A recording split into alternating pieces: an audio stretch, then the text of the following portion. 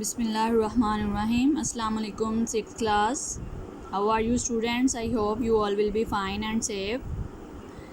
Students, today's our topic of English B is future continuous tense. Continuous tenses हम कर रहे हैं. Present continuous भी हो गया है, पास्ट कंटिन्यूस भी हो गया. आज हमने थर्ड वाला यानी फ्यूचर कंटिन्यूस टेंस करना है. इसकी सबसे पहले देख लें डेफिनेशन क्या है. A tense that shows an action which is going on in future is called future continuous tense. ठीक है, यानी ऐसा काम जो कि मुस्तकबिल में जिसका जारी होना पाया जाए. ठीक है, यानी जारी भी हो, कंटिन्यूस भी हो, लेकिन फ्यूचर में हो, तो वो फ्यूचर कंटिन्यूस टेंस के ज़िम्मे में आता है. और उर्दू में इसकी क्या पहचान है? रिकग्निशन इन उर्दू में जुमलों की पहचान रहा होगा, रहे होंगे, रही होगी वगैरह, यानी ये अल्फाज आते हैं. आपको पता है कि फ्यूचर का कोई भी टेंस हो उसके एंड पे गा, गी, गे ये वाले वर्ड्स आते हैं. तो अगर कंटिन्यूस है तो रहा, रही, रहे आते हैं. तो यानी रहा होगा, रहे होंगे, रही होगी वगैरह ये वाले वर्ड्स यूज़ होते हैं. अब इसमें हेल्पिंग वर्ब कौन से यूज़ होते हैं वो देख लें. The helping verb used in future continuous tense are shall be and will be. यानी हेल्पिंग वर्ब कौन कौन से हैं? Shall be and will be. Shall be is only used with I and we. यानी जैसे फ्यूचर जो indefinite tense है उसमें विल और शैल का यूज़ किया जाता है ना, आई और वी के साथ. तो यहाँ पे भी आई और वी के साथ शैल भी लगाना है और बाकी सब के साथ आपने विल भी लगाना है. ठीक है, आई और वी के साथ शैल भी लगाएंगे और बाकी जितने भी सब्जेक्ट्स होंगे उन सब के साथ आपने विल भी लगाना है. आगे फॉर्म ऑफ वर्ब, यानी वर्ब की कौन सी फॉर्म इसमें यूज़ होगी. First form of verb plus ING. और आपको पता है कि कंटिन्यूस टेंसेस में हमेशा आईएनजी वाली फॉर्म यूज़ होती है, तो ये भी कंटिन्यूस टेंस है तो इसमें भी फर्स्ट फॉर्म प्लस आईएनजी. ठीक है, ये वाली वर्ब की फॉर्म यूज़ करेंगे. Let's turn the page.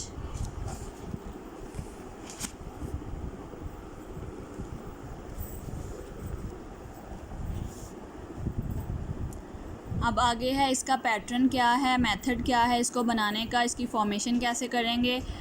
तो सबसे पहले फ़िक्रे में आएगा सब्जेक्ट, उसके बाद आएगा हेल्पिंग वर्ब यानी विल और शैल, साथ में बी लगा देंगे यानी विल बी शैल भी आएगा. फर्स्ट फॉर्म प्लस आईएनजी और एंड पे ऑब्जेक्ट. ठीक है, जैसे मैं सेब खा रही होंगी, तो सबसे पहले सब्जेक्ट आया आई, उसके बाद आई के पास साथ आपको पता है कि शैल भी लगाना है, तो आई शैल भी और आईएनजी वाली फॉर्म ईट के साथ आईएनजी लगाया, ईटिंग एप्पल. ठीक है, तुम कहानियाँ लिख रहे होगे, you will be writing stories. आगे ये दो ही एग्जांपल्स काफ़ी हैं. उसके बाद आप देखें इसकी further examples. You will be playing यानी तुम खेल रहे होगे. अब इसका सिंपल जो मेथड है नेगेटिव और इंट्रोगेटिव बनाने का वो आपके नोट्स में नहीं दिया गया, लेकिन मैं आपको बता देती हूँ. नेगेटिव सेंटेंसेस बनाने के लिए आप लोगों ने क्या करना है, सिंपली नॉट लगाना है. और नॉट कैसे लगाएंगे? शैल बी के दरमियान में आपने नॉट लगाना है. शैल नॉट बी और विल नॉट बी. ठीक है, शैल नॉट बी और विल नॉट बी दरमियान में आपने नॉट लगाना है उसको नेगेटिव बनाने के लिए. ओके स्टूडेंट्स, और जैसे ये फ़िक्रा लिखा हुआ है यू विल बी प्लेइंग, अगर इसको हम नेगेटिव में कन्वर्ट करें तो कैसे करेंगे?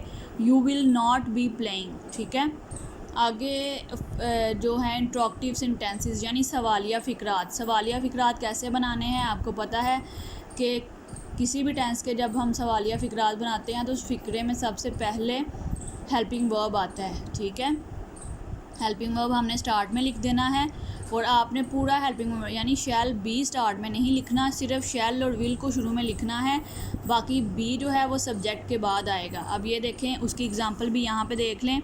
ये नीचे सबसे 5 नंबर वाली जो एग्जांपल है, क्या हम एक किताब पढ़ रहे होंगे, शैल वी बी. देखा, शैल जो है शुरू में लिखा है, उसके बाद सब्जेक्ट लगाया है वी और सब्जेक्ट के बाद बी लगाया है. ठीक है, यानी शैल बी स्टार्ट में नहीं आएगा, सिर्फ शैल और विल स्टार्ट में आएगा, उसके बाद सब्जेक्ट के बाद बी आएगा और आगे सारा फ़िक्रा वैसे ही होगा, रीडिंग अ बुक. ठीक है स्टूडेंट्स, इसी तरह से आप लोगों ने ये सारे जो हैं सेंटेंसेस इनकी फॉर्मेशन करनी है। खुद से सेंटेंसेस बनाने की कोशिश करें इन्हीं रूल्स को फॉलो करते हुए, तो इंशाल्लाह आपको ये टेंस भी आ जाएगा बहुत अच्छे से। ओके स्टूडेंट्स, टेक केयर, अल्लाह हाफ़िज़।